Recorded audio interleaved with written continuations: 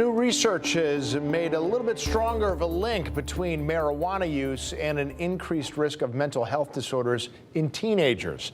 This is tying into the recent finding that daily marijuana use is now outpacing daily alcohol use across the U.S. That about 40% of cannabis users are using it daily or almost daily.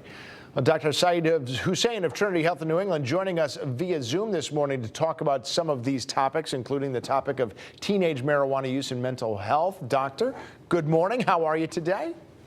Good morning, Tim. I'm great, thank you. Yeah, glad to have you here. Okay, still a lot needs to be studied with regards to cannabis, but we're starting to see more of these studies coming out. Can you start by sort of explaining why cannabis is at least a potential cause of psychiatric disorders in teens, and how strong is the link now? Yeah, there's a strong correlation. There's a new study out by the University of Toronto which looked at teenagers and use of marijuana, Tim. And basically there's a strong association in teenagers using cannabis and developing psychotic disorders, anxiety, depression, and other issues on the psychotic disorder spectrum. Now, 11 times more higher than those teenagers that did not use cannabis.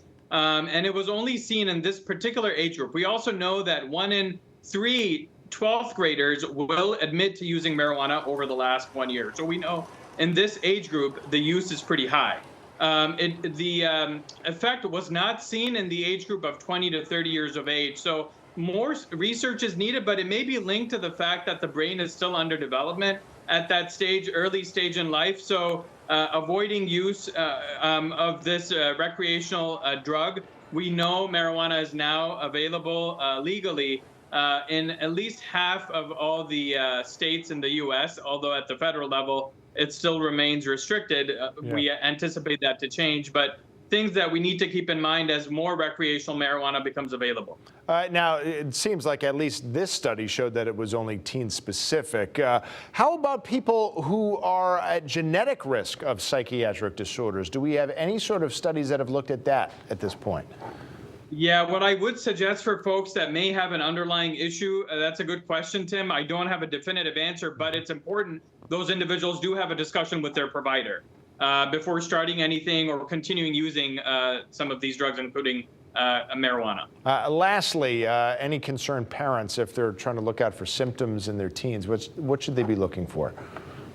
Any erratic behavior, change in normal habits, sleeping habits, eating habits, just the way your child may be interacting. If it's different, then these may all be, and there might be some more subtle signs as well. So it's all, it may be important to have a discussion with your child to see, what is going on, and also involve a provider if necessary. Right. Okay, next topic. Monday's National Sunscreen Day. Today being Friday, they call it National Don't Fry Day. And I think we've talked about sunscreen a lot. People just don't always get the message. So let's ask more specific questions here. Obviously, I'm guessing most people know by now a higher number of SPF is better than lower.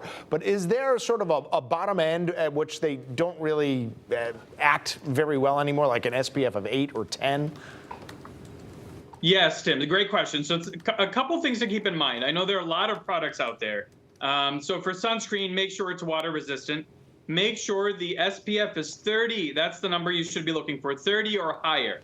And it has broad spectrum against ultraviolet radiation A and B. Those are harmful sun rays that are linked to cancer. They can cause sunburn, skin aging, and of course cancer risk too. So make sure you apply this, especially now as the Fahrenheit goes up, the sun comes out, we're in summer season almost.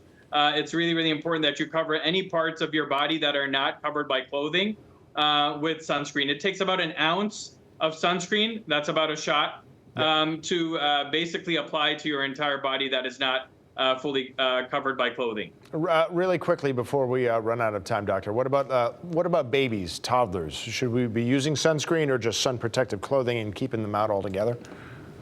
That would be ideal to keep, sun protective clothing and keeping them in the shade, but we know that's not always practical. So it's important that we also apply sunscreen. We need to protect everybody. Okay. Dr. Syed Hussain, thank you for taking the time to join us. I know you're out on the road, so joining us by Zoom is working out very, very well. Thank you. We appreciate it. Thank you for having me. And safe travels.